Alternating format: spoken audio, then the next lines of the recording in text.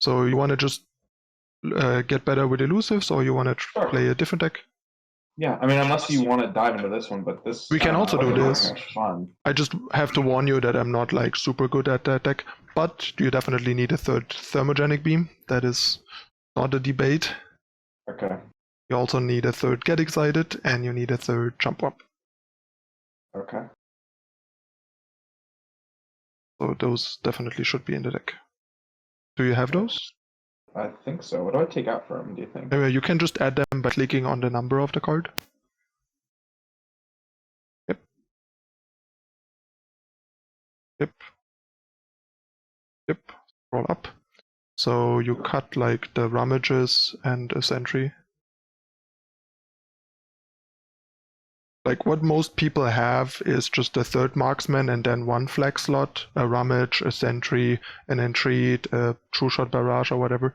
But you can also like shave one of the marksmen because they vary a bit in power level. But yeah, basically there's like 1 or 2 flag slots usually. No. 2 is fine. Like you just don't need the third necessarily, I think. Okay. A lot of people have the third and only have like 1 flag slot, but that varies.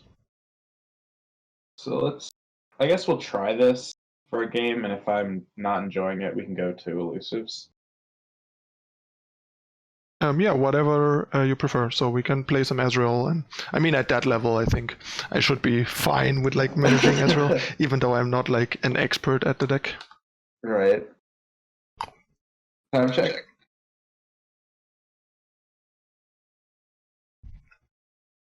And the mirror match right out of the gate. Did you want a time check? Yeah, I checked the time. Okay. No worries. In the mirror here, I don't think we want any of the spells because we want to be proactive in the mirror. But I think Marksman is a pretty good keep because he has all these X1 units that we also have that he can shoot down, and it's something that attacks, so it's pretty solid. Okay. I think Marksman is one of the better early units for the mirror, but I could be wrong. And yeah, you just, like, the best card obviously in the mirror. The argument to not keep the Marksman is to increase our chance to get Troop of Elnuk, which is by far the best card in the mirror. So that's like, so right, it might be better to just mulligan everything there and just look for Troop basically. But yeah, here we just play Sentry.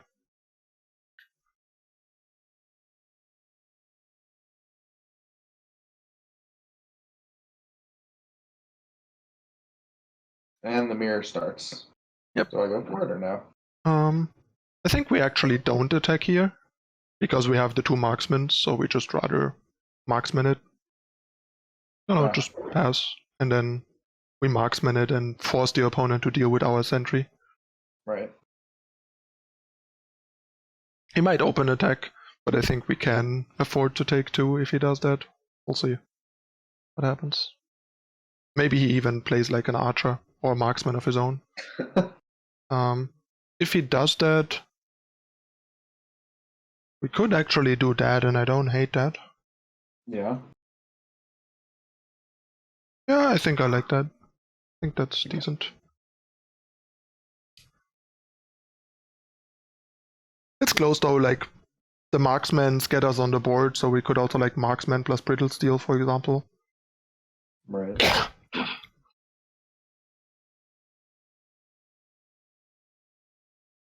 If I had to guess, the best cards in the matchup in the mirror are probably Troop, followed by like Progress Day, probably.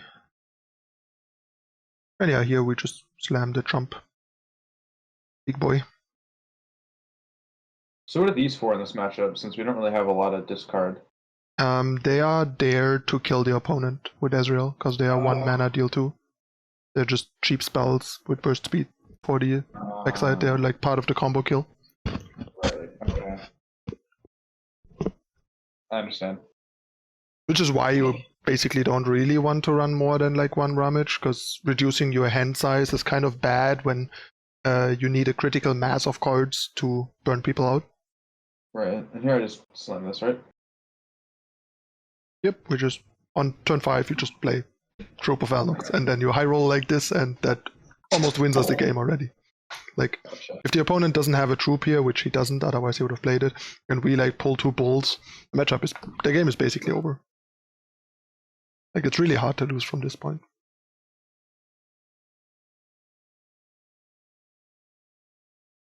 I think it's fine to not open attack and just play marksman first, get down, and then pedal to the metal. Right. How is the audio, guys? Did we manage to not have echo from him?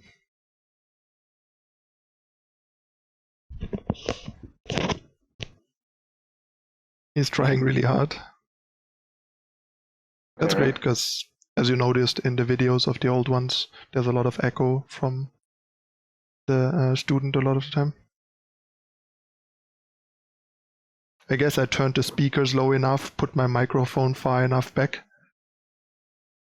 that it doesn't happen as much. It might still happen when my microphone is still activated when the speaker turns on. That would make sense. So yeah, get in for 8.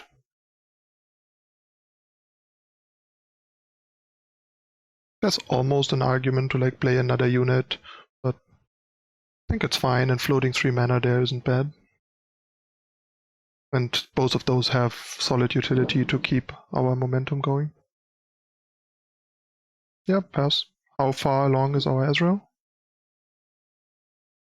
3 of 8. 3 of 8, okay. Quite far away, not along. Do you ever drop him before he levels to get? Not usually, because 3 damage is a lot easier than 4, especially fast. So you only do it in like matchups where you really have to, like against aggressive decks you sometimes have to, but usually it's a big mistake to play him as a 1/3. Gotcha. Unless the game basically forces you to and you otherwise lose, which you often can identify those situations, like against hyper-aggressive decks. No. Here we, I think I like playing Archer a bit. No, I played a Marksman. It uses our mana a bit better, and we have Static Shock anyway, so if the opponent plays like an X1, we have Static Shock, while Iceveil Archer helps us against bigger stuff. But yeah, since the opponent doesn't have mana, just play out all the units. No, play out the Archer as well. And then just pass. And then we open attack.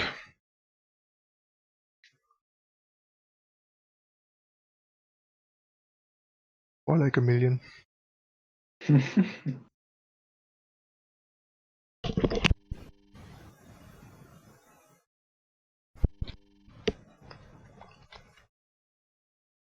Yep. And we have Get Excited plus Static Shock, so we can even like So we can even like fast speed kill an Ezreal, a leveled Ezreal, if the opponent plays it, so he can't like burn us out from 20 before we beat him down. Does that actually happen? Yes, sure. Wow. I mean, they have Mystic Shots, we just pass. That feels so weird. Why? I mean, we don't really have a play. We also don't need to have a play. We have 4 units versus none. True. That's like the thing that you need to basically learn with these decks, that you don't need to do something. You are reactive a lot of the time, so you just, if your opponent doesn't do anything, you don't do anything either. Nope. Nope. Oh no. Or actually, let me think. Yeah, we can actually do the Static Shock. Like just the Static Shock. To draw the card and also to be able to like Brittle Steel it when he attacks. Because we don't want to like aggressively get excited, because we obviously want to do it in response to like a spell that he plays to deny him extra damage from the Ezreal. Because if this spell is on the stack and we kill Ezreal, we don't take the 2 damage from the spell.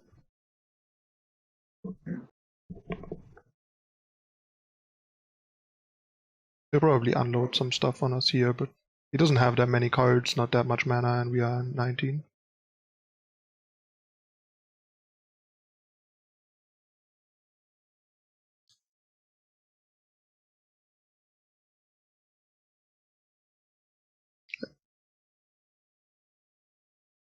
To be fair, I think if he had Wump, he would have played it. He might have drawn Wump with Rummage now, so we might actually go for the Get Excited as well to not give him an opportunity to play something like a jump.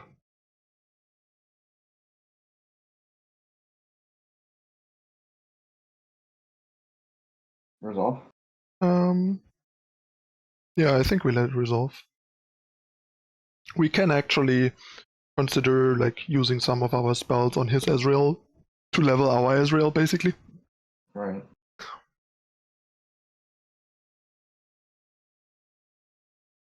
Yeah, we just brittle steel, I think.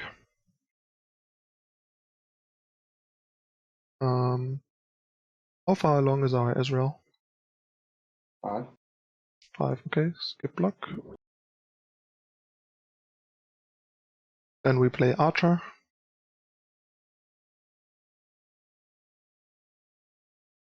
And then I guess we just Thermogenic Beam. Or wait. Actually, I think I like playing Ezreal here. No, wait, that doesn't work. Actually, it kind of does.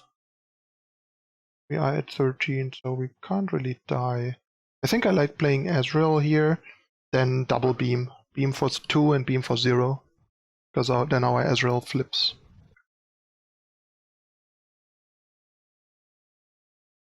Because you can play beam for 0 just to target or to like deal damage with Ezreal leveled. That's also an important play.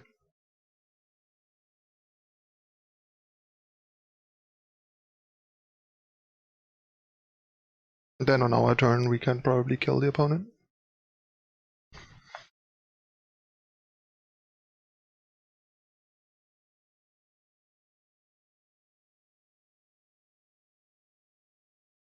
Here you just play jump.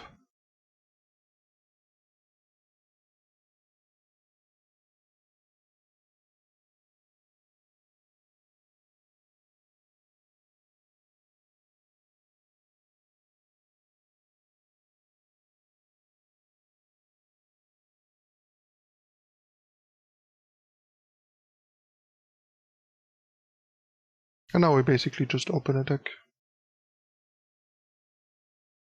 And if the opponent plays a spell that isn't burst in response, we just get excited plus triple mushroom cloud. Kill him. That's 11.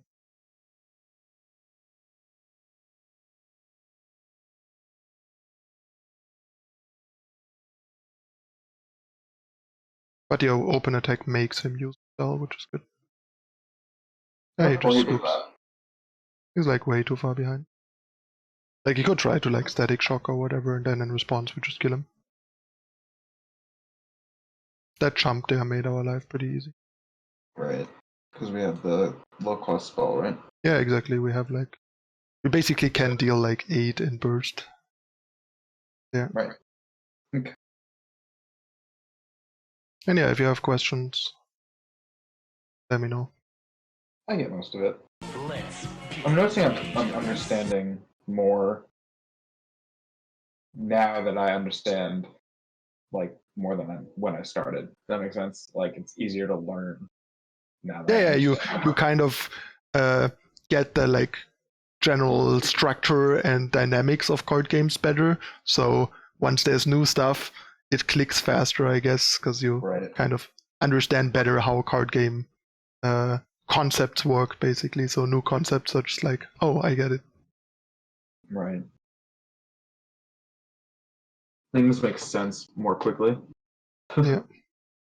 And yeah, I think with this deck, it's about patience, and when you're ahead, you don't really need to do a whole lot. No, wait. He's on some kind of aggressive deck, so I think we would definitely want to keep Mystic Shot, and we might actually want to keep Static Shock, because he probably has a lot of 1 health units. Okay. Like, he's Teemo Vlad, so he's probably some weird aggressive burn version that has Vlad as top end. Sort of burn people out. And those decks usually have a lot of 1 health units, the 1-drops, stuff like the 3/1 Grenadier. I mean, you played that deck, so you know what I'm talking about. Yeah. House Spider tokens, stuff like this. Saboteur.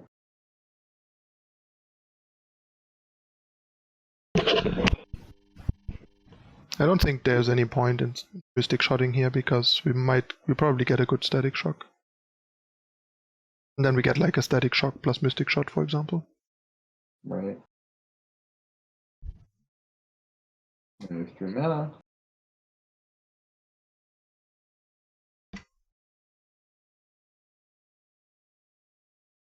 That's annoying. Not a lot we can do about it. I think here we actually... Archer. Yeah, I think we play Archer on the 2-1, exactly. Let him attack with this, turn that, and then Static Shock, right? And then we see what he does, because he might actually play a unit that makes our Static Shock better. See? Yeah. That's what I was hoping for. And now Well, we... Yeah, I think we Static Shock those units that and that. before we attack. The 2-1 health units. And then we just attack. I think... Oh wait, I'm not sure. No, first we let it resolve. It's okay. I'm thinking about whether or not we might want to attack, but probably not. Now that we have a Static Shock target. Basically, if we wouldn't have gotten a Static Shock target, I would have attacked here, because if he blocks, you can Static Shock the rookie. But here we can't, so we just pass. Which is why it's a close consideration whether we freeze the 2-1 or the 1-4. But I think if we freeze the 1-4 and get into the attack situation that I just mentioned, then he might block. Then he might not block at all. While with the 1-4, maybe he'll eat it to take away a blocker. Right. And yeah, here we just block. And then wait for him to play another 1 health unit. Yeah, we'll probably play like a jump here and Static Shock on our turn. Okay. Because jump also like gives us good board presence to defend against whatever is happening. Plus, passing to him here with 4 mana could, in rare circumstances, lead to him just ending the turn and putting us further behind potentially, although his board's not very scary. But yeah, now you see we get a good Static Shock on our turn. Right. And we have the Static Shock on our turn, so he doesn't open attack with the rookies to deal another 2. Otherwise, I would prefer to just play like a unit here and say go, but we can't do that against rookie. It's dangerous. Man, it really sucks to be playing Teemo against this deck, huh? We probably should have attacked with jump first though. Jump at the same time, yeah. Because getting damage in matters, since we might get in a situation where we can kill him before he can kill us. Right. Because long term he'll just kill us eventually, so we have to kill him before he does that, even if we stabilize to a certain extent, because he has the burn from the top that eventually kills us, no matter what. Can't just play forever against a deck like this. Right.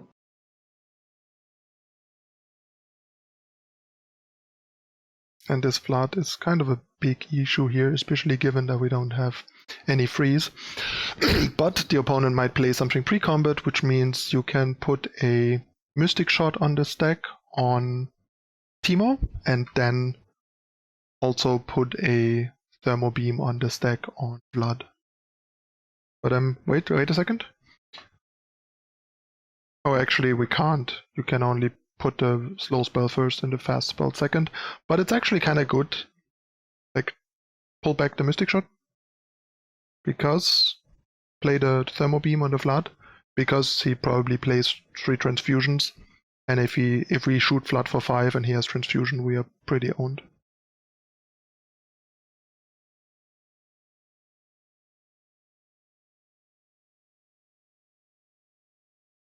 And yeah, you can put like a slow spell and multiple fast spells on the stack, but not a fast spell and then a slow spell. Right. That's rough. To be fair, this matchup is quite rough for Ezreal. Not surprising. This attack makes no sense. Like, none at all. Why this 2-3 is not attacking, nobody knows. It's so bad. Like. Yeah? Is that... Yeah. He just saved us 2 health for like no reason. He even has the Mystic Shot, so it doesn't even matter which when we block. Like even if we somehow decide blocking the 2/3 is better, he still can Mystic Shot the unit. Like these attacks are so bad. I see them so often, even at Master. Like I just played against someone earlier today that made an attack like that. He left like 3 attackers at home that made me win a game. I was super dead on board for no reason with another deck. Okay, so let me think. Let me look at the hand. I think jump is probably the best option here. Yeah, play the jump. The big boy. How far along is Ezreal? 6 out of 8. So attack with jump. I don't want to play Ezreal in attack here, but we might play Ezreal post-combat. Not sure though. A bit risky. Then again, if he has burn and burns Ezreal, that's actually not bad for us. So just play Ezreal, because we can flip him next turn. And he blocks Teemo.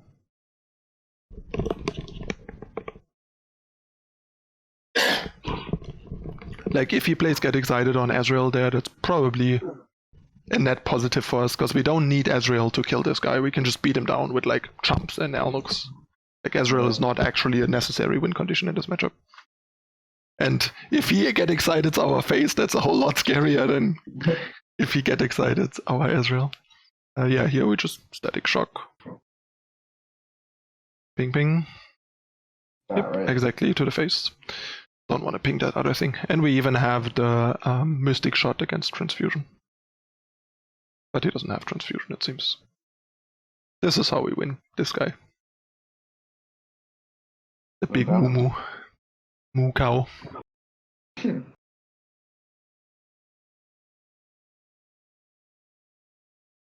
mean, it's gold. What do you expect? People don't know what they are doing.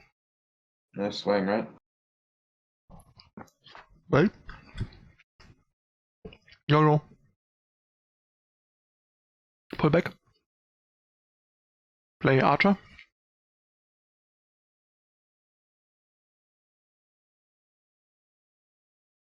We can kill him here. We try and go for Lisa.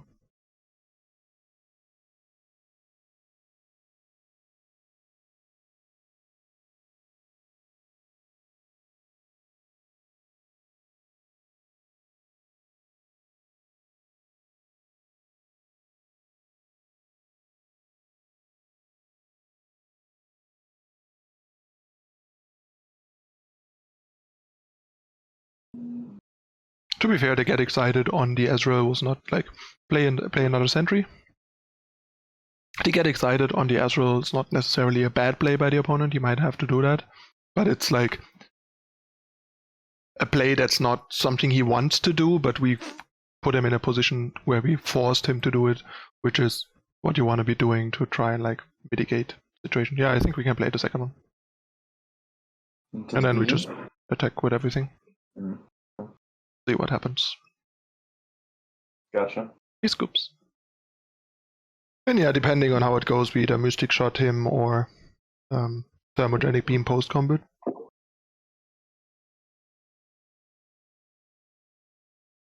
But he'll probably just die, which is why he conceded. Maybe he has like a weird combination of burn there that keeps him alive. And then we just can't kill him, so we just Thermo Beam the guy to make sure he has no chance of remotely cheesing us out. Right. Gotcha.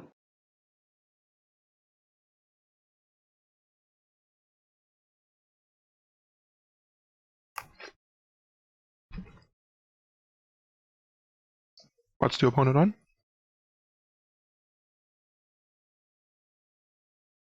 Oh, that deck.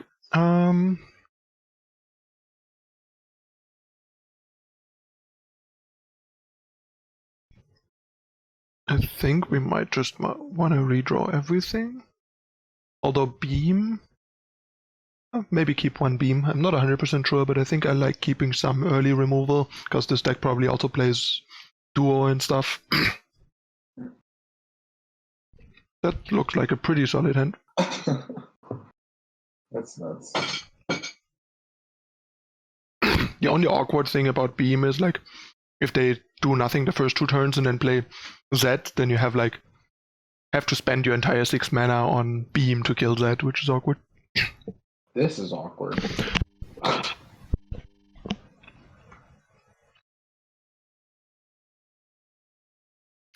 Yeah, we're drawing a lot of the cows. It's not ideal.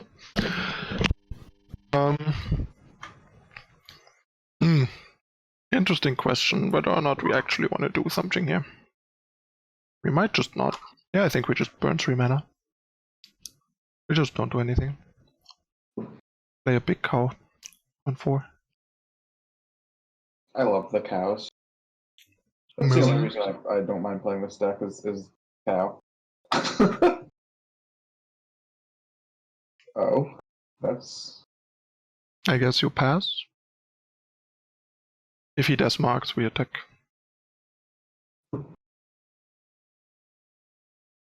He does mark. To no one's surprise. Okay.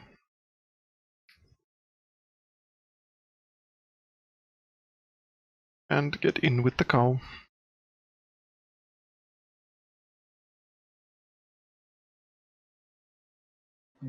Yep. We are done.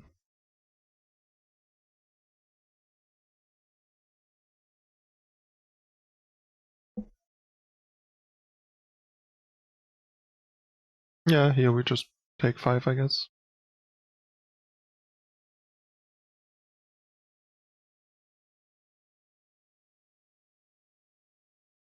And yeah, I guess we just play troop here.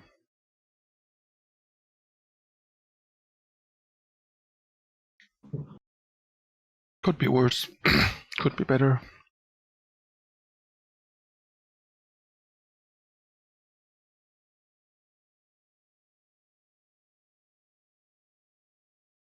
Pass.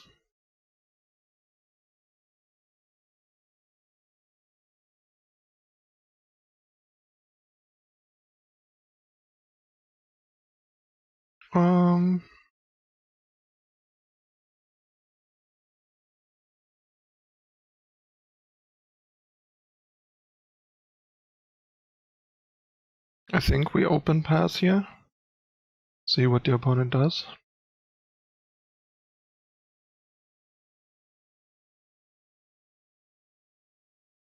Whether or not there's a Hecarim on the horizon. There's the Hecarim. Shoot it. Burn it. Kill it with fire. Thermogenics. Don't you know? Pew pew. Is there ever a world in which we do this? Against what? I guess never mind. What we could have done here actually is like we could have played Marksman first and then beamed for 6, because if he like Mark of the Isles here, he doesn't have an attack token, it doesn't really matter. Sure. Do we do anything or just pass? Yeah, we just pass, we can't really attack here. So yeah, we probably should have played the Marksman first. The burn for 9 only matters if the opponent has an attack token.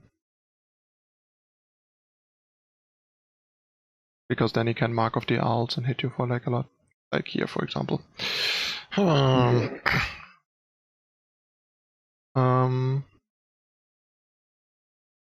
guess we'll have to let the opponent attack and then Ash wins. But yeah, this deck is extremely good against Ezreal. Like, that matchup is pretty bad. I played the deck a bunch and I just like stomped the hell out of Ezreal decks.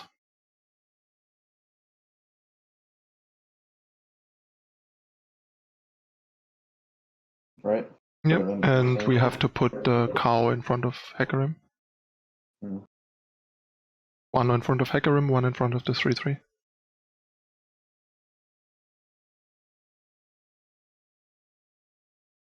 Not this.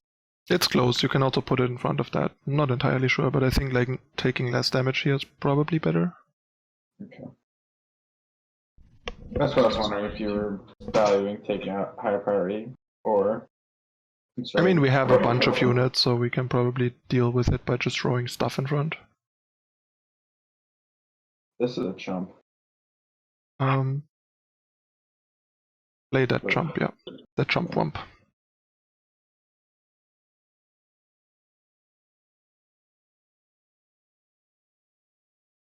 Actually, probably should have, like, get excited first. In case the opponent has a deny. That jump was a bit premature. I guess now we get excited and cross our fingers. Probably gonna be denied. That was a mistake.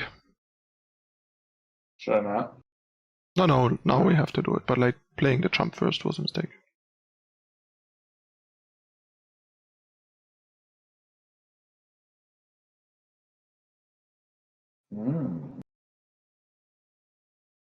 Yep, that's what I was afraid of. I guess we Mystic Shot the Elusive.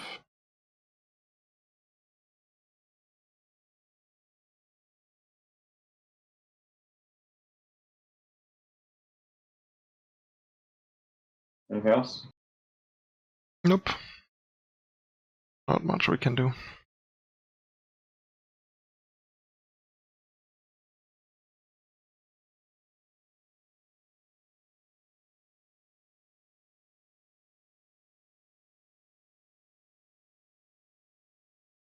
At least the mark is gone, so we're getting death marked here, which is not great.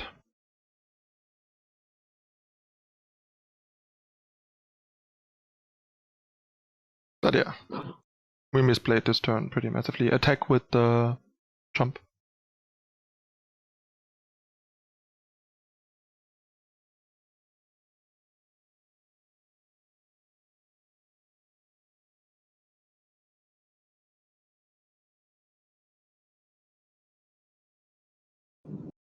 Okay, so we put the cow in front of the 5/5 and try to get excited on the hacker rim, discarding, I think, the cloud, and then static shock the opponent plus the elusive and mystic shot the elusive and just hope the opponent has stone cold nothing.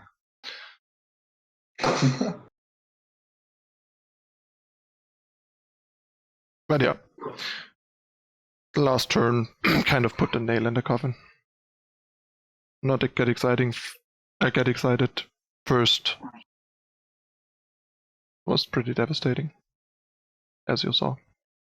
Because then you're just out of mana, right? You can't do anything else. Yeah, like we needed to double get excited last turn so we don't actually get owned by another hacker rim attack.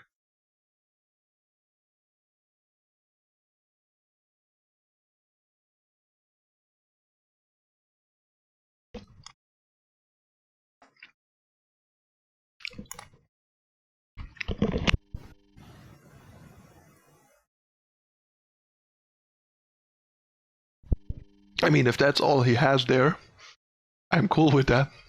Could be We're worse. actually not dead. He probably has a million rekindlers.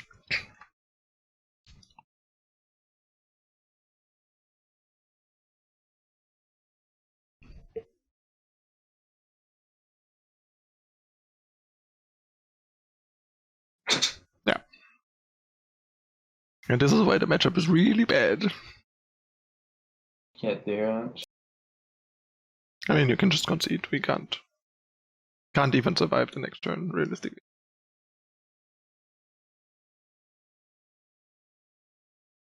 So when would you use Progress Day? Usually when you have the time to. When you're this much under pressure, you don't have time to do it.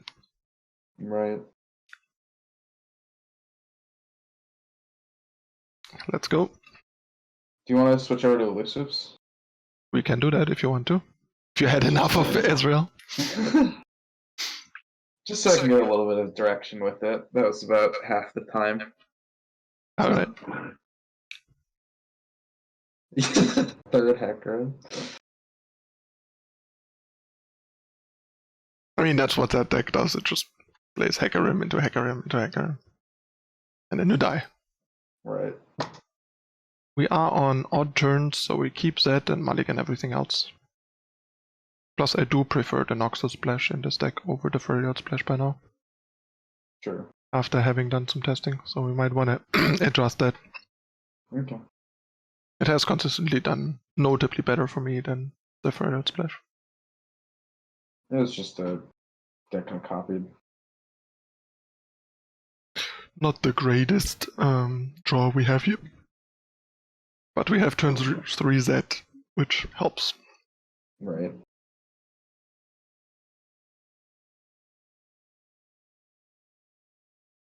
Pretty much, in my experience, yeah. Twilight.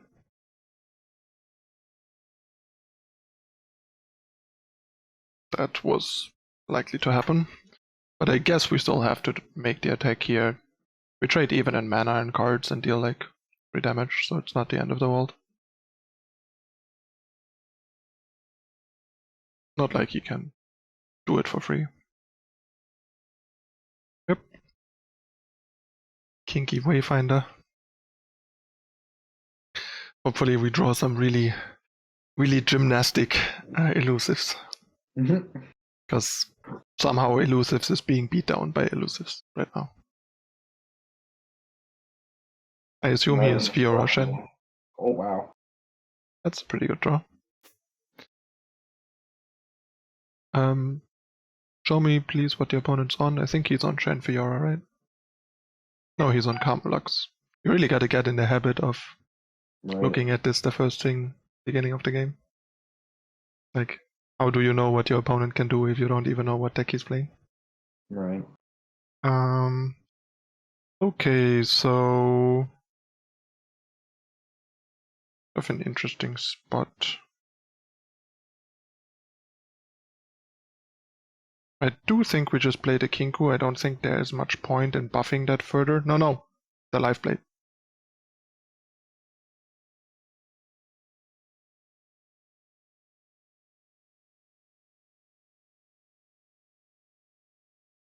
And no, play the other elusive, the 1-drop. And then we get in. With everything, actually, I think. Just shove. Let him decide what he wants to deal with there. Right. Plus, like, we want to free up board space. It's not like these 1/1s matter a lot here. Plus, effectively, it allowed us to deal a bunch of damage, which is pretty nice. Right.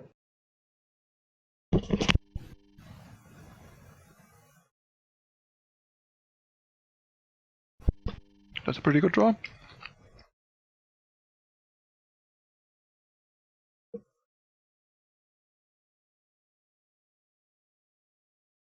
No.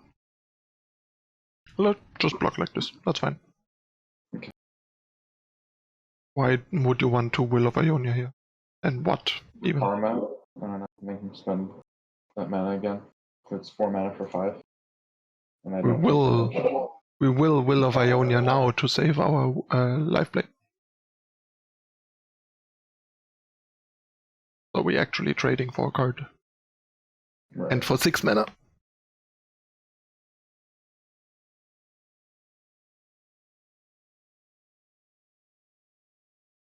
That's fine. We do it again.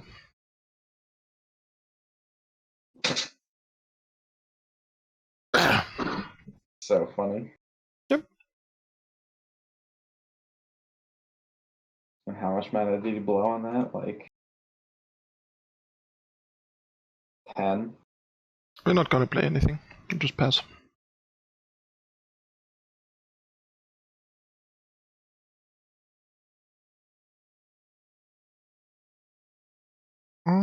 Oh shit. Did you really just pass? I misclicked. Okay, I guess we'll make the best of it. Oh my god. Awkward. You know. Play a hatchling. Okay. And slap. Like a big boy. Haha. Feels big, boys.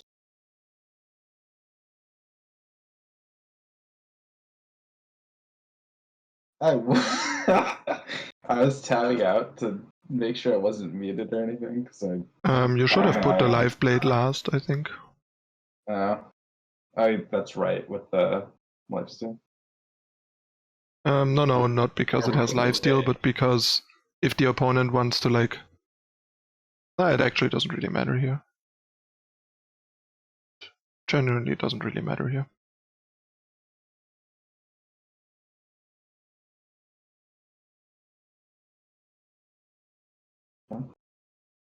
But yeah, yes, it marginally matters if he has like Spirit's Refuge.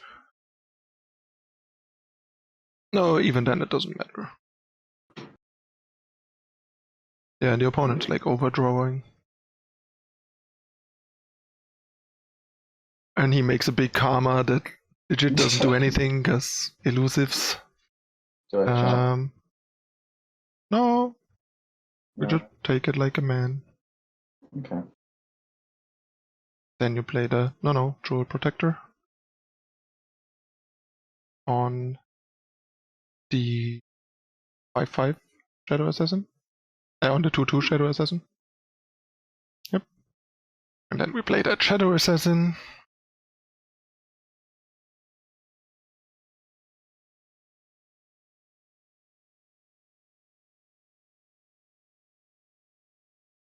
And now he panics. To be fair, it was unlikely that we get punished for that misclick of open pass there. Play the 5/5. And yeah, we can just safely win next turn. Nothing he can do. Doesn't have a good judgment, because we just attack with the Elusives to not enable the judgment from Karma.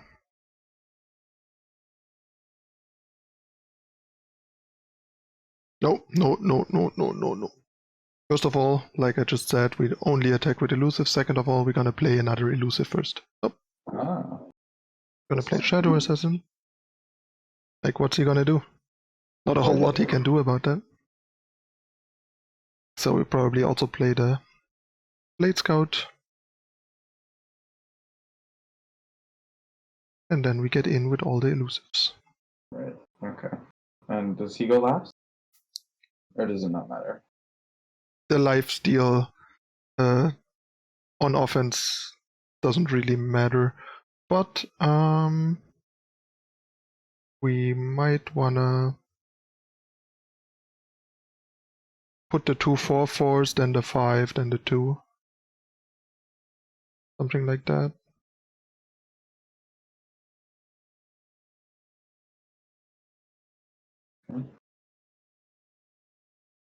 Yep. Attack. Because now he doesn't have a good what's its face judgment. I mean, he can try and go for like Discipline's judgment, but we at least have like disciplines of our own to deny 1 unit, so he goes low but not dead.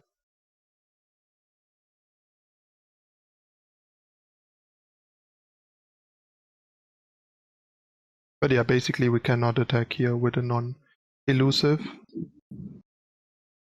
And now you disciplines the 5/5. Seems like a questionable block of him.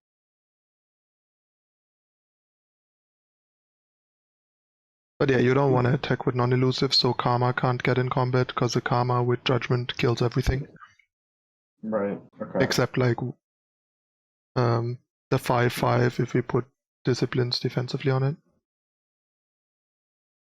That makes sense. Indeed. Like, Elusives are a pretty good way to play around Judgment usually.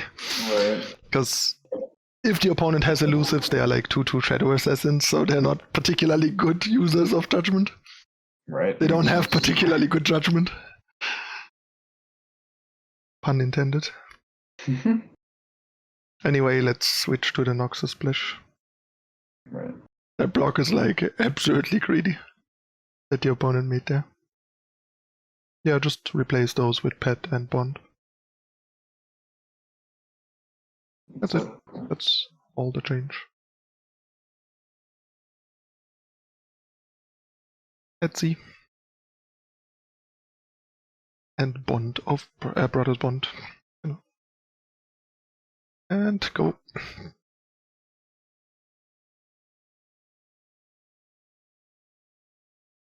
You probably have time for like 2 more games, I guess. Right on. Yep. Like 15-ish minutes. Will probably be like 2 games. Maybe 3 if we're really quick. Alright, let's beat him down quick.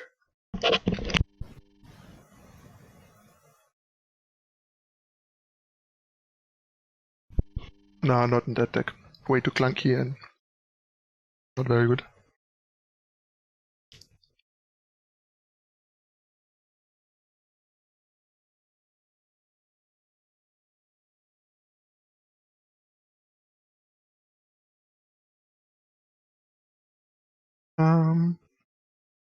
Yeah, we just...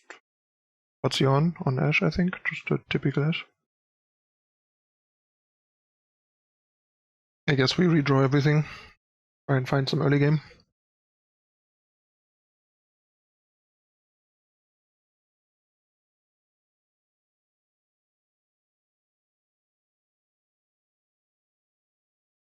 I also don't want like more clunky 3-cost cards.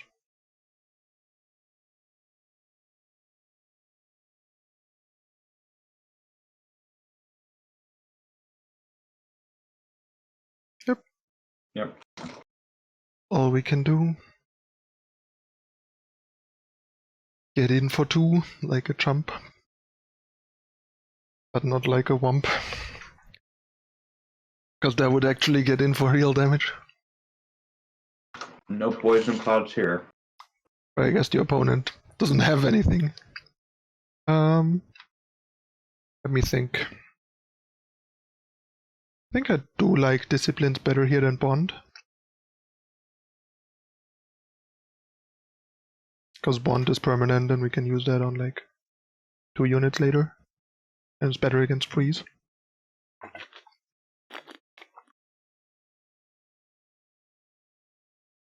And if he does that, it's also better that we didn't use Bond.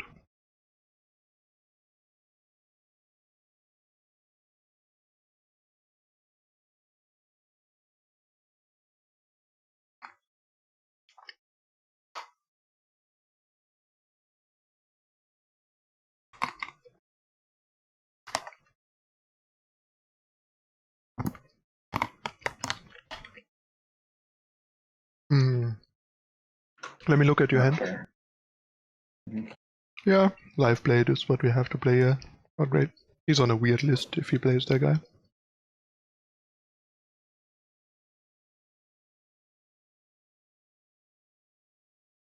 Yeah, I mean, we can't do anything, so we take damage. That's the way that goes here. Next turn is kind of interesting. I do think I kind of like Blade Scout into Conspirator here.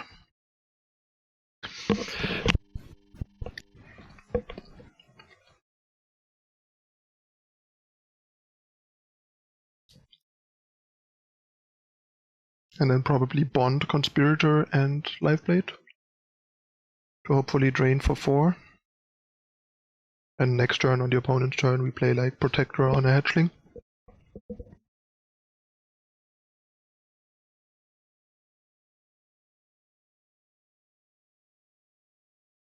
Oh, nice. He's trying it again. You love when they play right into what you want to do. It's like ship for Yeah, 9. I planned on doing that anyway. And then attack, right? Yep. Well. And now he's out of freeze effect, so he goes to 11, we go to 16. Can't really raise us, and we just win the game the next few turns.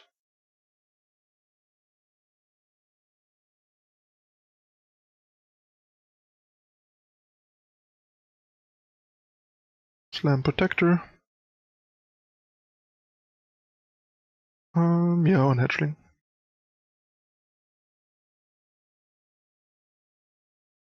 I figured that was what you said last turn. I didn't think the duo would make that much of a difference.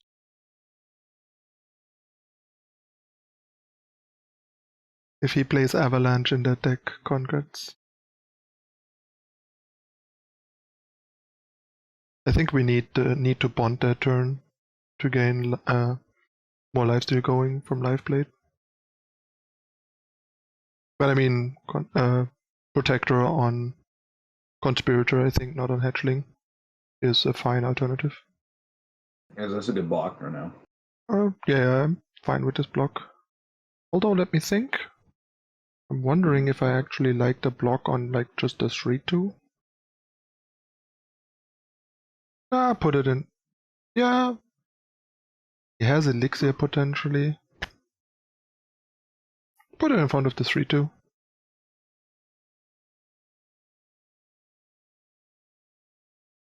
Not originally. Zixo's list had.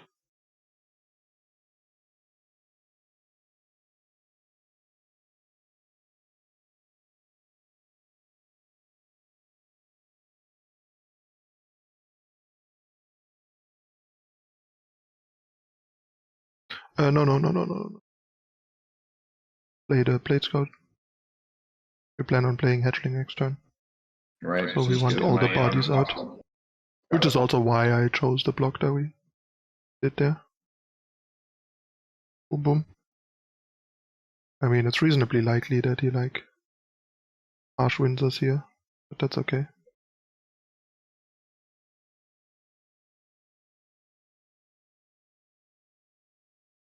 Ship.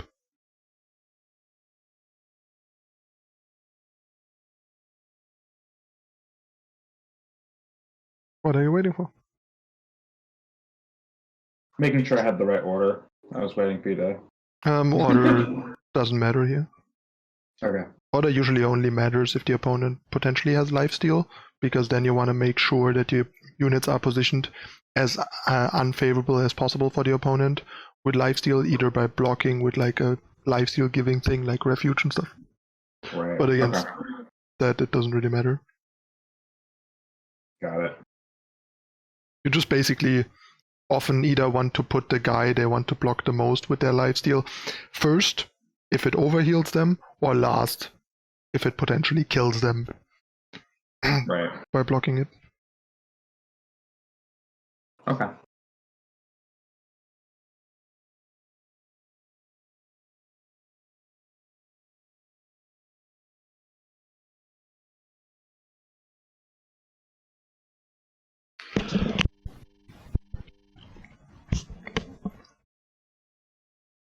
It's good that we have those two disciplines against Crystal Arrow, plus we have like Hatchling against Crystal Arrow, so we just pass. No, we don't do anything. Okay. Because Crystal Arrow. And you played that deck, you know what Crystal Arrow does. Yeah. Because now if he Crystal Arrows, we Hatchling. Right.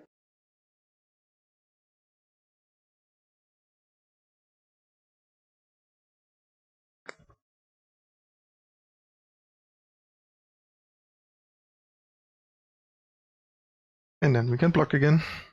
And he's like, when he's like, oh, then he's dead. And that's what this thing sounds like, by the way, is a turkey.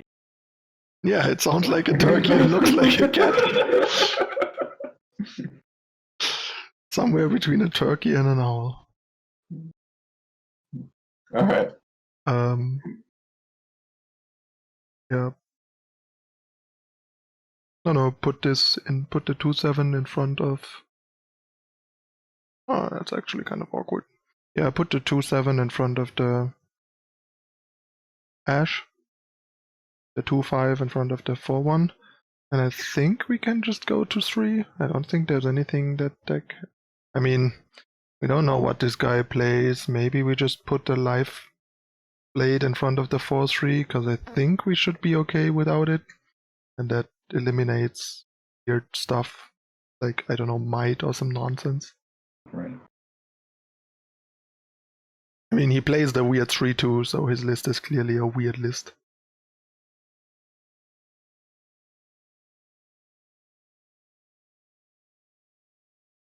And we have like 2 disciplines to beat freezes, plus the duos.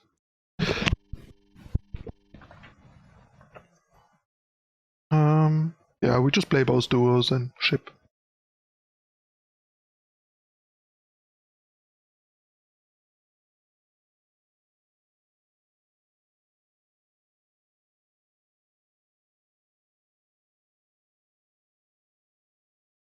Right. Yeah.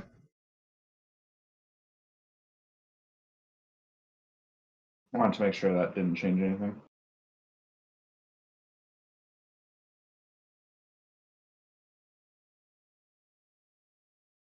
Then we attack with all the elusives. We don't need to do anything yet.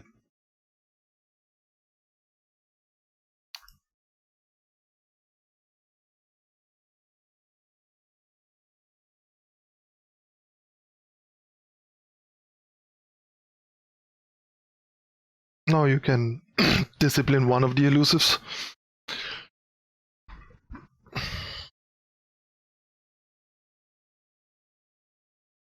And okay.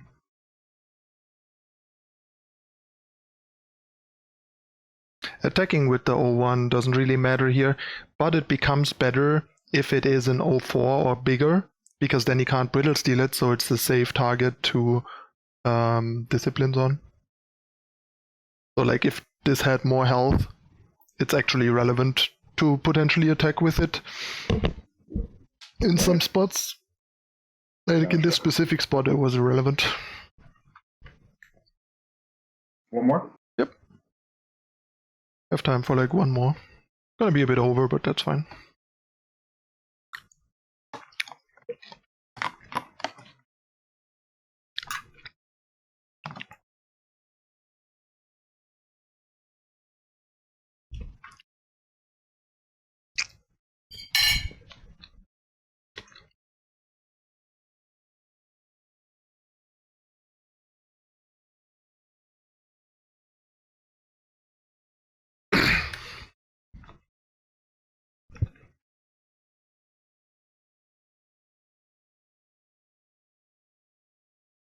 We are on odd, so on odd that is great.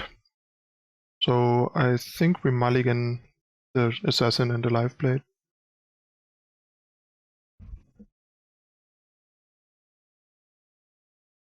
It's probably a mirror, right? Check the champions.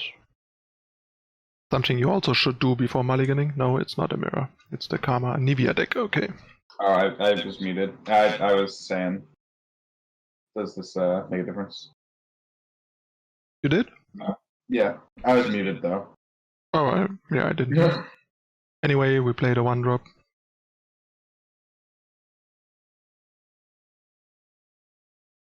Like I said, Twilight, it was getting more damage in and getting Brothers Bond out to get more lifesteal from Blade. Just higher pressure and higher race play there. Because the opponent has a much bigger board.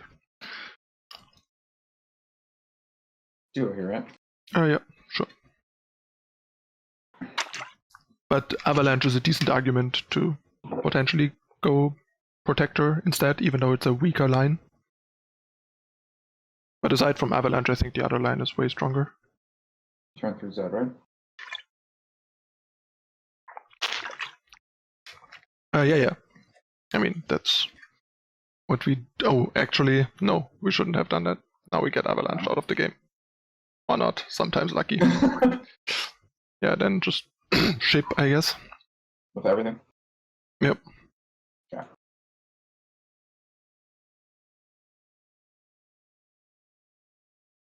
Sometimes lucky.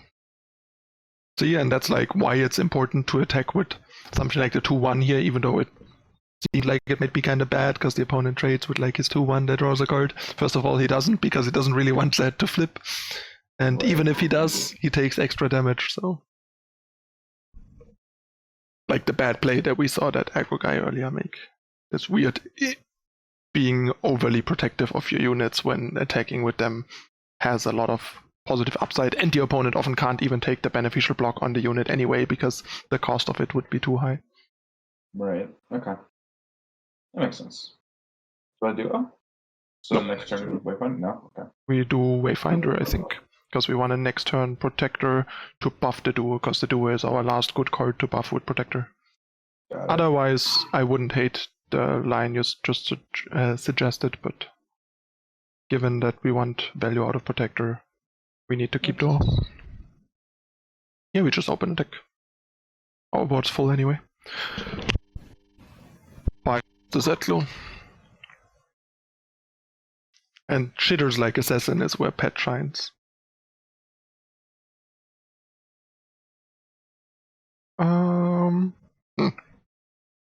Let me think. We deal 8. Yeah, we're like 1 short. Huh. Yeah, my first thought was to just do this and then lose. I think we save Zed here because then Zed levels and doesn't die to Avalanche. Got it. Put the opponent to 4. And then just pass. We better not surrender. You have auto pass on, I think. Went to the danger zone. What the fuck? Why do I have it with Tinder super like in my face? What the fuck? Weird face masks are weird. Yeah, just pass. Okay. As I said before Twilight, I think aside from Avalanche being a good argument to not do it, it's, I think, a much better line because it's higher pressure and better for racing because we gain more health when we get like Roger's Bond out, because the opponent has a lot more pressure on the board and we gotta like mitigate that, especially because the race might be prolonged by freeze effects. Yeah, since the opponent doesn't have mana anymore, we can just protect her on duo, I guess. Since there's nothing we need to deny here. Unfortunately, we can't even play the duo. But yeah, Avalanche is like the one argument against that line, but I think otherwise it's a much stronger turn than playing a Protector. Playing Protector is a pretty weak turn, especially in this deck. Yeah, we attack with everything except the 2/1.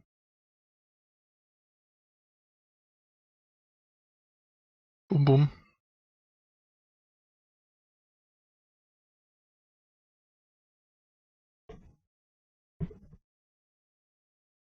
I mean, we can do that on turn 6. Doesn't matter. We don't need to do that on turn 5. That's the thing. Like the only, I also wouldn't buff Hatchling if I play Protector there on 5. I would buff Conspirator so we can play Conspirator on 6, probably on the Protector, or on a Kinku and replay Kinku, depending on what the situation requires. But if your plan is to buff Hatchling, you can do that on turn 6. Having weak turns on your off turn is fine. On your offense turn, Protector is not exactly a strong turn.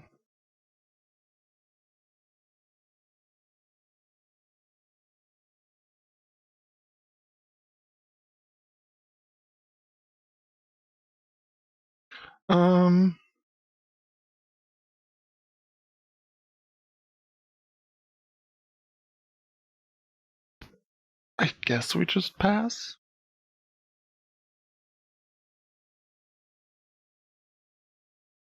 I mean, maybe we wanted to play Protector there because he might do like some Nivea, Avalanche, whatever turn. But I don't know.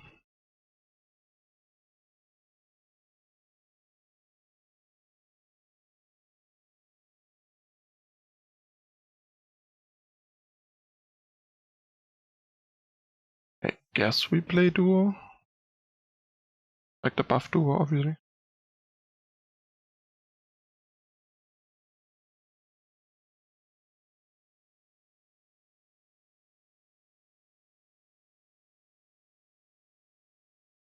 The good thing is deny protects us from like Winter's Breath.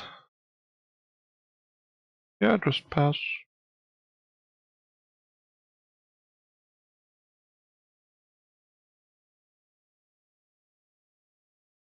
Even if it double casts from Karma?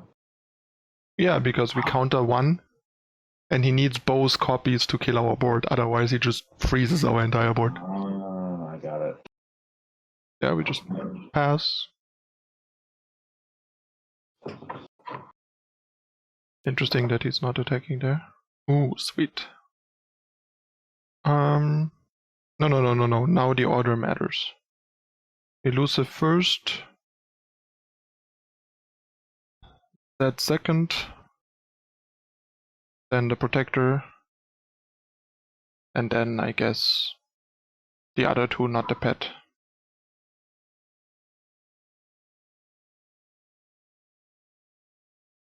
Although I guess maybe we could have left Kinku behind and put pet out.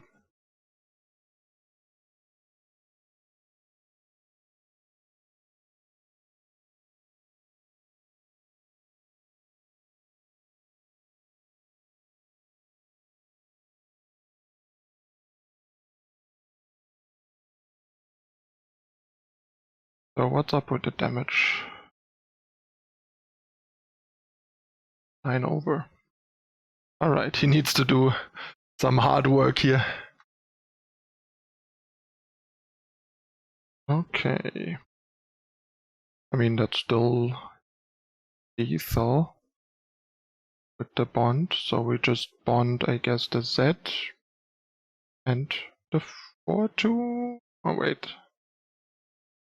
I think the Z and the 2-1 to spread it out a bit more against the freeze.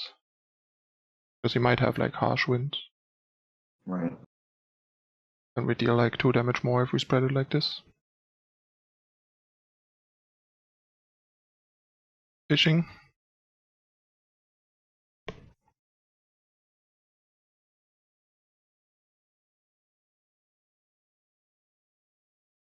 He fished successfully.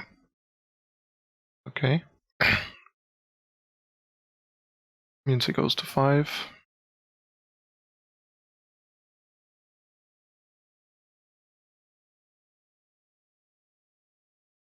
And now you have some board space.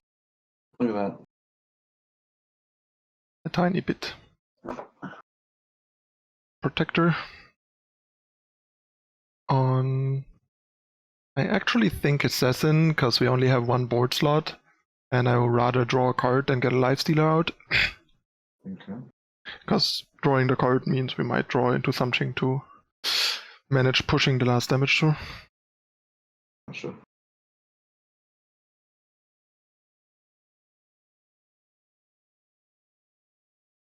It's a consideration, Twilight, but I think it's too risky.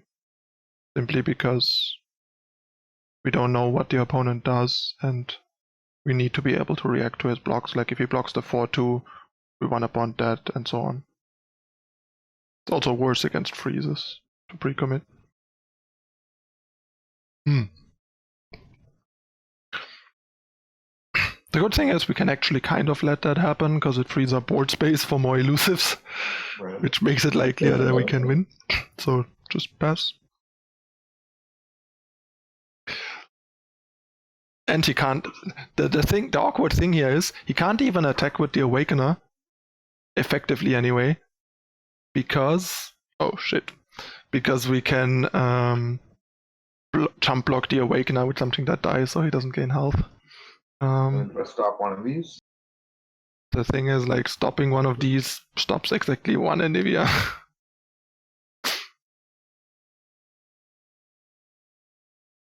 That really This is gone if he... doing that much? He still has like 3 Anivias, our board is gone either way. So I guess we just let it happen. And use all our mana to like play post combat elusives and hope they kill him. Like just pass. We jump everything. He attacks. That's the thing, he can't gain life from the Awakener here, which is nice.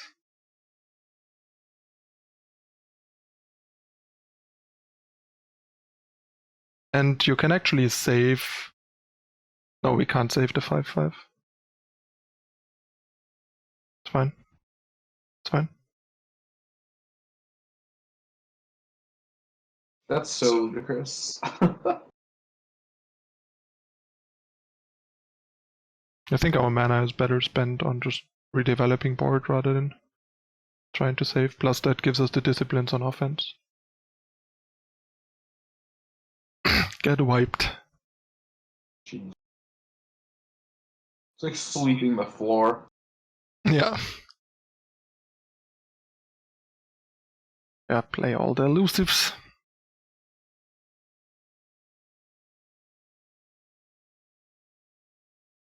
Do I hold this so he steals? Yeah, that doesn't do anything.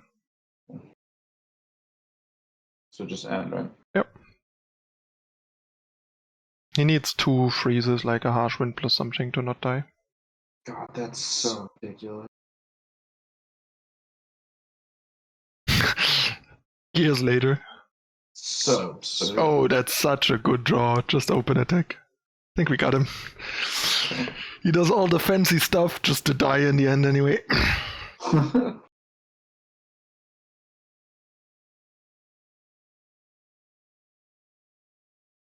Just Brothers Bond on both of those. And this is why I like Brothers Bond so much. Right. It's a lot better against this like defensive bullshit. There's a lot of free stuff going on. Yeah, okay. He needs another one. He's fishing for something. For a 2 cost. There you go. Sure. Then you discipline the life blade. Let's see if we found something else. Probably not. Got him. There you go. Outskilled. Oh my god. Jesus. And that's why using the disciplines on defense last turn would have been really bad. Right. Especially if we have units in our hand that otherwise don't do anything anyway. So we rather just let the units die and keep the unique spells that actually do stuff rather than in the end lose with a couple of elusives in hand and no disciplines to not to push through freezes. Okay. Saving the 5/5 elusive there last turn would have been really bad and cost us the game. Gotcha. Cool. That was more response to chat than to you. No, it makes sense though. Because someone in chat was like wanting to take that line, and I think I would have been a pretty bad line. There's just no upside in throwing a bunch of resources at it when we have like 3 more elusives in hand. If it is our last elusive, sure. Yeah, our last elusive, sure, but Right on. not really. Like, that's not exactly what applies to that scenario. But it's like focusing on the wrong thing. Like, that elusive in play doesn't matter. We have 3 more in hand that we can use that mana on playing, and then have the disciplines to still do stuff for us, while disciplines in the graveyard and an elusive in hand won't help us against anything. While 5/5 elusive in graveyard and disciplines in hand actually beats freezes. And like Will of Ionia. Or some random life gain. Alright, do you have any questions? No, that was good. Okay, cool. Glad that was helpful again. And yeah. Let me know if you want any further coachings in the future, and otherwise really appreciate you taking all those lessons and supporting the stream and so on. So thank you very much again. And also once again, thank you for letting me stream and upload the coaching sessions that you ultimately paid for to book them, to share them with the rest of the world. So no that's worries. also appreciated. I learned something, man.